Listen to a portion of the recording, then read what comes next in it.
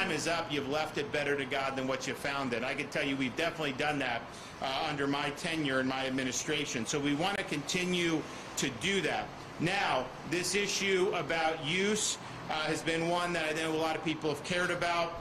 Senate Bill 1622 will repeal the burdensome state mandates and return decision-making power to local governments when it comes to recognizing recreational customary use of beaches. Under prior law that was enacted prior to me becoming governor, local governments were prohibited from affirming the public's recreational use of the dry sand areas of private beaches unless they first went through a complex and costly judicial process. That law tied the hands of counties and cities trying to protect the rights of residents and visitors to enjoy the same beaches that they had used for generations previously. By repealing the law, we return the authority back to local communities. Cities and counties can now adopt ordinances recognizing recreational customary use, walking, fishing, sunbathing, swimming, without having to obtain a judicial declaration parcel by parcel. This bill is about restoring local control, cutting legal red tape, and putting our residents first. But it goes even further to strengthen our coastal communities. The legislation also makes it easier to restore eroded beaches in certain Gulf Coast counties with relatively smaller populations. In these areas, it simplifies how the state sets the erosion control line, the legal boundary between public and private parts of the beach. And so the convoluted process will come to an end. We will be able to rapidly work to restore these beaches. The bill also allows Florida's Department of Environmental Protection to move forward with beach restoration in areas the state has already declared critically eroded as of August 2024 without having to secure public assessments from private Gulf front landowners. This will ensure the restoration projects can begin very quickly and that every dollar we invest in rebuilding the beach goes towards actual sand and vegetation, not needless litigation. Finally, the bill includes an important declaration that the state is not expanding its ownership claims beyond what is already constitutionally and legally recognized. We are protecting private property rights while also advancing projects that are in the public interest. I want to thank Senator Trumbull, the representatives who are all here who were instrumental in bringing this bill to the fore. I know this is something that a lot of folks in the community have wanted to see for a long time, and momentarily we'll make it official. But before we do that, I'm going to bring up some of our speakers, and so we'll start with Alexis Lambert from Environmental Protection.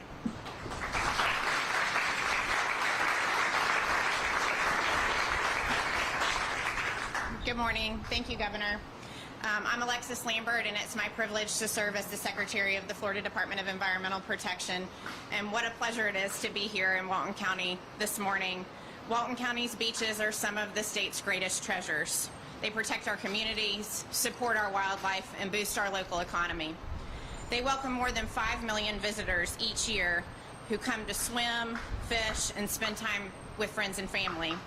With white sugar sand and clear turquoise waters, it's no surprise that people around the world come to enjoy these beaches.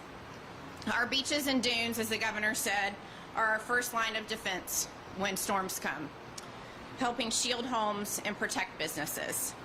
Of Walton County's 26 miles of beach, nearly 19 miles are now considered critically eroded and in need of nourishment. Today, with the signing of Senate Bill 1622, we're taking an important step to better protect and restore these beaches. The bill clarifies how local governments can set beach use rules without unnecessary red tape. It also simplifies how we can set erosion control lines, allowing vital beach nourishment projects to move forward more efficiently. This means stronger, healthier beaches, clearer access, and a balance between public enjoyment and private property rights. I want to thank Governor DeSantis, the Florida legislature, and specifically the members of the legislature who are here today for this effort. With the signing of this bill, we're protecting our beaches, streamlining bureaucracy, and investing in Florida's future. Thank you, Governor. Okay, Jay.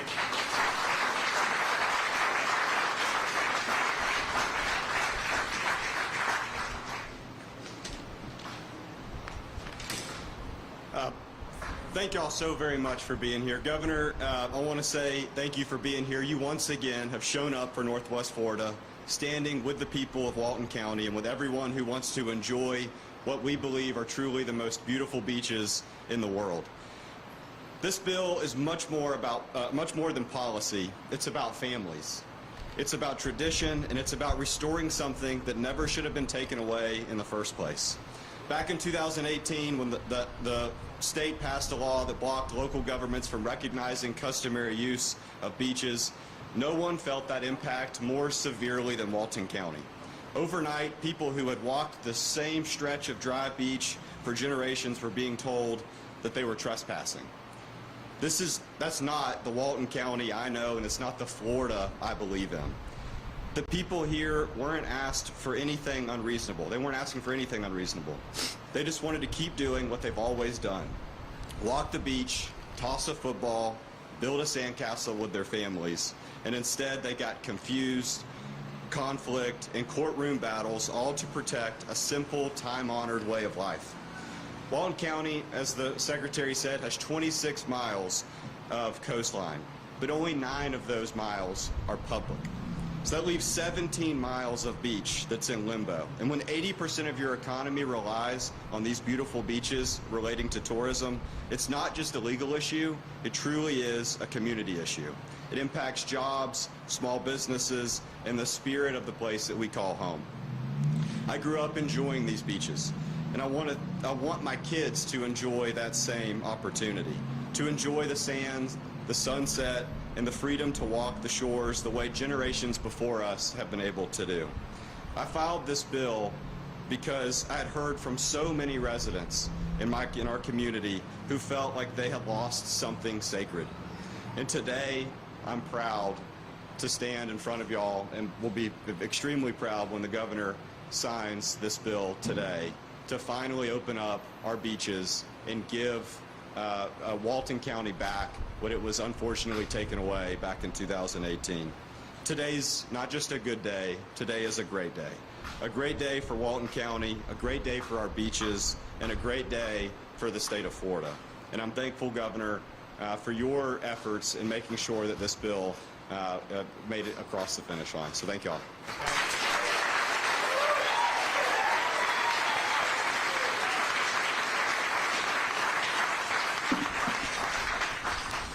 I want to echo what some of the senators said, and thank you, Governor, for leading us through this and for picking this spot where we get to view just how beautiful our beaches are. I would argue with most that these are the world's most beautiful beaches. As they play baseball where the Gulf was the backstop and the dunes were center field fence. But we live in a different scenario today. I can't enjoy the same thing. My kids don't get to enjoy the same benefits. You have to pick small sections of the beach to do that or to enjoy your beach. But we live in a different world now where you have no trespassing signs and private beach signs that keep you from enjoying that. And it has a much bigger impact than just opens the door to renourishment. And renourishment will increase the public beach space that the tourists and the locals get to enjoy. But you see, we didn't run this bill just so Senator Trumbull and I's families can enjoy the beach. We ran this bill for the thousands of locals and residents here that have spent time on those beaches and should enjoy those beaches and have enjoyed them for generations. We also ran this bill for the millions of individuals that visit here as tourists every year, that spend their hard-earned dollars coming year after year, who came the first time to bring one of their family members as a baby, and now that baby has got their own babies, and they're still coming year after year to experience the wonderful beaches of Walton County. We ran this bill for the thousands of employees that have their jobs because the tourists come to see this beach. As you tour 98 and 30A and you stop at some of these shops or you eat at some of these restaurants, look around and look at how many employees are benefiting because we have tourists coming to the beach. And this bill will protect the opportunity that we continue to have those, because these families rely on these tourists to be able to provide for their families. As these beaches go, so does the county's livelihood, and so do the individuals of it. So renourishment, renourishment, renourishment needs to be the theme for the county. As the governor gets prepared to sign this bill and we pass the baton off to the county, I pray that you'll keep those families in mind as we journey through this renourishment process, that it's not just about the economic impact that it has on the county, which is great. As the senator said, it's over 80%. But remember those families who are feeding their kids and keeping the lights on because of the jobs they have from the tourism. See, renourishment is going to be beneficial for everyone. It's beneficial for the residents, it's beneficial for the tourists, but it's also beneficial for those beachfront homeowners. That renourishment will provide an invaluable security and buffer for storm surge and other natural disasters. So as I close, I want to again say thank you to the senator. He had a much harder lift on his side than I did on the House side, but I want to thank the governor for being there from day one and for always putting families first and the natural treasures of Florida first. So thank you, Governor.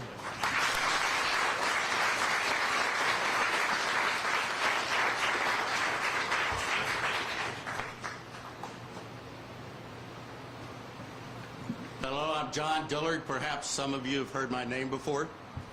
I'm reminded of a quote by Winston Churchill, and he said, "If you need me to talk all day, I can do that right now. If you need me to talk to 5 minutes, I need 2 weeks to prepare." Luckily for all of y'all, I've had more than 2 weeks to prepare. Our efforts have been focused on our children, future generations, and I've worked on this, began working on this out of a hurting heart. Remember as a child or the first time you saw the beach? The time that you saw it where you've been away from the beach and you opened up and you saw the kaleidoscope of colors that are behind us? It was beautiful. It was breathtaking. But that's not what our beaches have become today. They've become more of a microscope where people tell you where you can sit and where you can't sit, with security guards and what often feels like bouncers. And when Ponce de Leon discovered Florida in 1513, our beaches since then have been historically customary use. HB 631 upended the apple cart, turned everything upside down, had unintended consequences, and created a series of unfortunate events, and was a law for a privileged few, and I believe passed with malfeasance in mind. The repercussions of this bill have been dramatic. Rentals are down. Business owners are suffering, seeing their balance sheets shrinking and their profit margins dwindling. The quality of life here is not what it used to be. And indeed, it's created a fractured community. I want to appreciate personally and thank personally all the people that participated, the thousands of calls, and I'm sorry, correspondence, to Governor DeSantis, our commissioners, and to media throughout the United States. We had support from other countries. We have made numerous trips to Tallahassee to speak in front of committees. And indeed, Governor DeSantis, we had 2 peaceful protests, very peaceful. Otherwise, you wouldn't be standing there.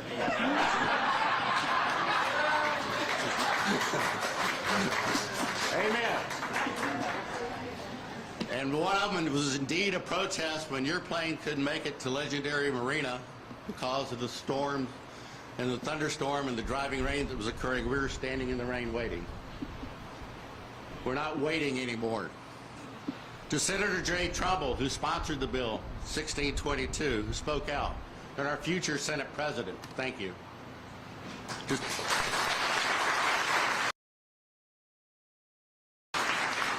For House Member Representative Shane Abbott, who met with us first December 7th of 2023, and he's the one that told us to write you.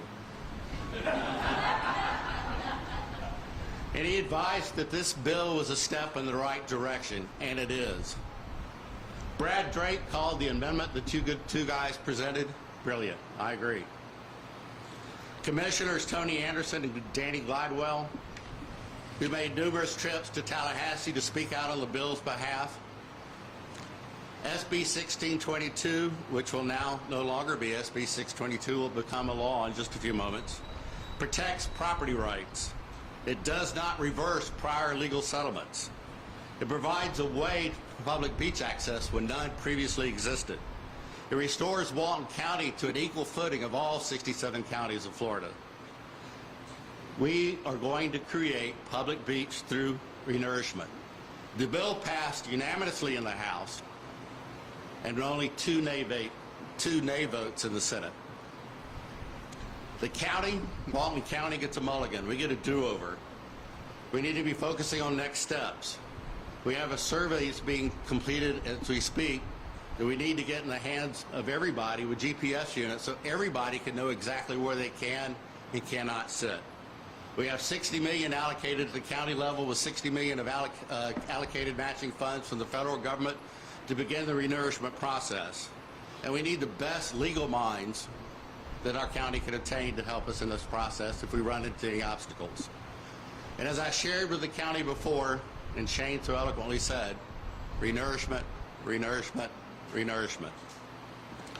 To our beachfront owners, I extend an olive branch. This law protects your property. It does not redraw property lines. It was never our intent to take property from those who own it. And I'm asking you, beachfront owners, if you could, consider sign reduction, nice security, and stop untowardly vendors on our beaches. And in closing, I want to thank Senator DeSantis for creating more free beaches in Walton County and restoring us to the free state of Florida. Thank you. All right.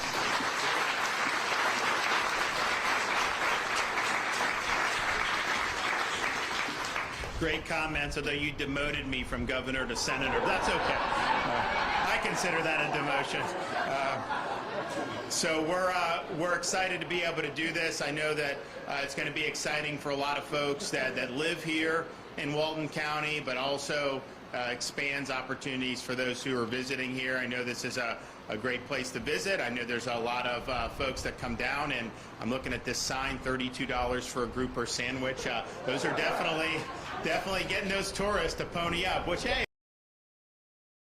what you got to do. I don't know that I would pull the trigger on $32. I love grouper sandwich. I don't know if I could pull the trigger on $32. So,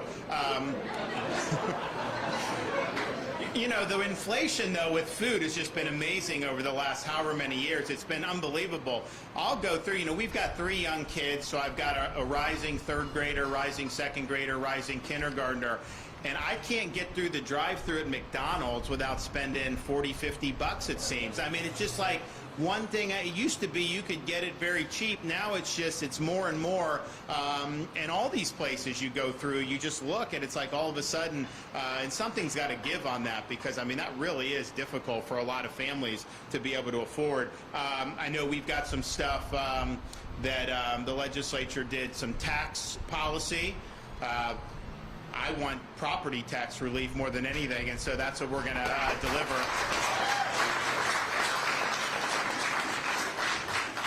I mean, if you own your home and that's like your primary residence and you have a homestead and everything like that, I don't see how government has the right to keep asking you to pony up infinitum to just pay rent to them to just live on the property that you supposedly own. If it's private property, that means you own it free and clear of the government.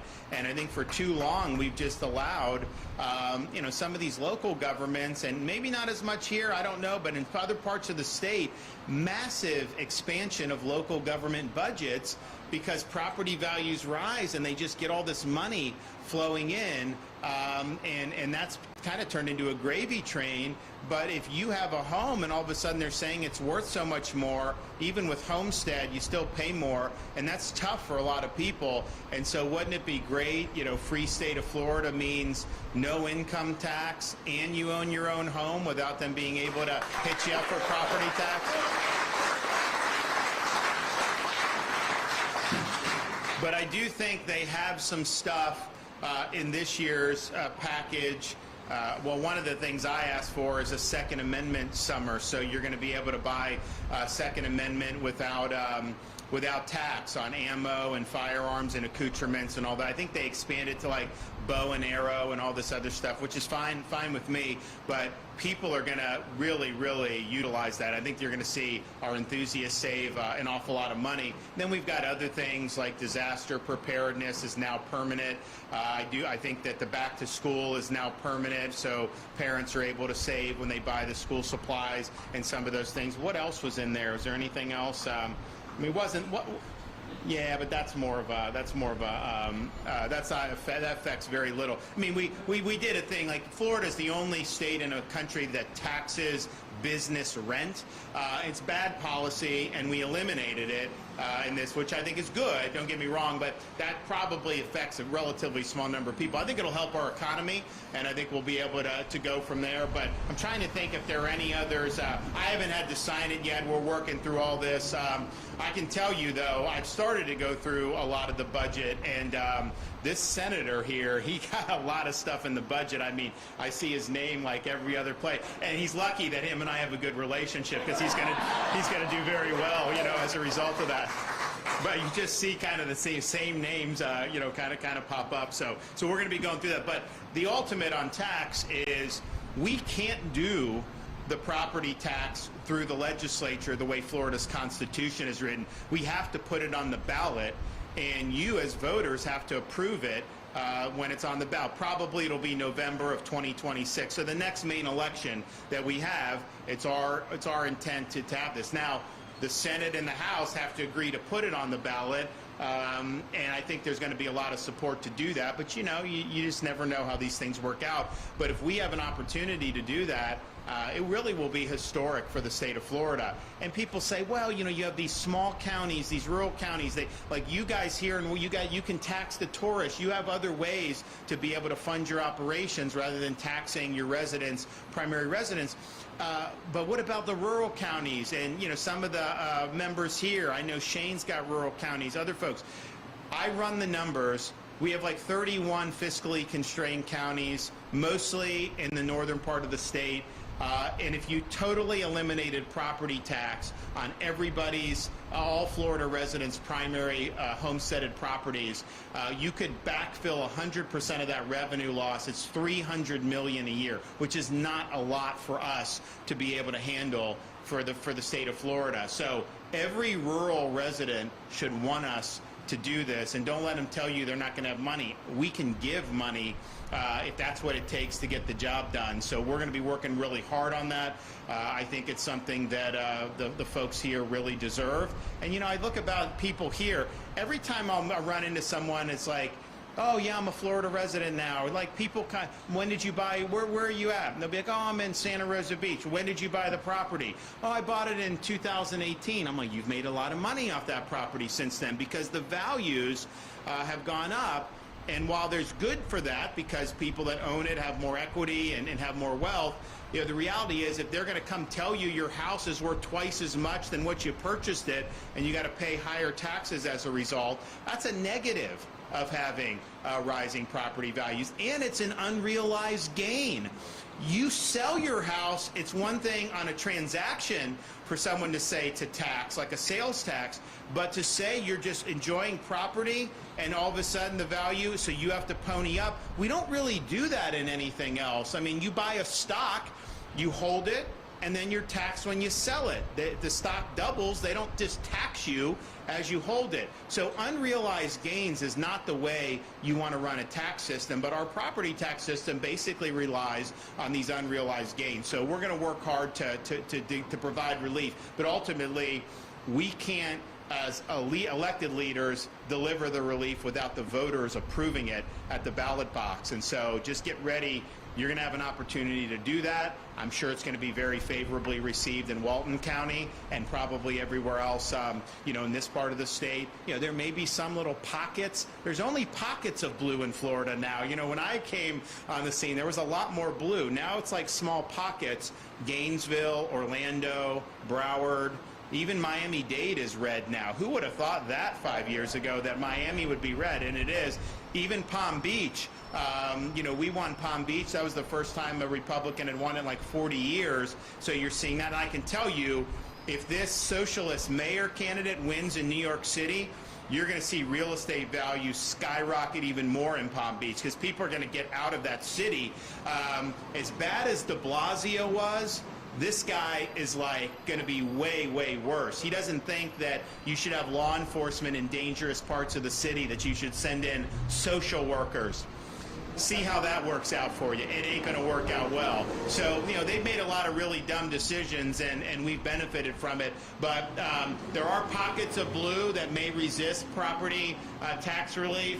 But I think most people in Florida are really going to be excited about it. So we need your help to be able to get it done. It's going to be a long process, but we've got to get it done. All right, you guys want to come up and we'll sign this?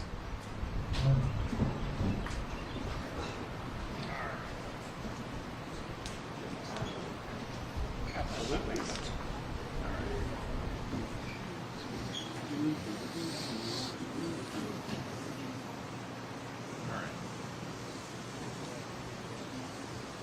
Okay, today is the 24th. Yeah.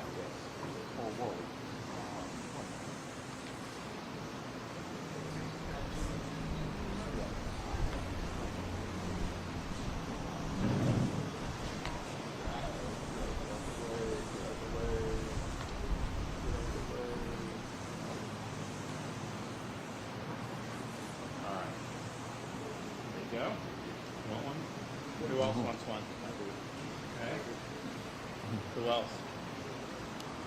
Where's the, you want it? All right, I got one more. Peanut Gallery. Tony? Tony? All right. Here it is.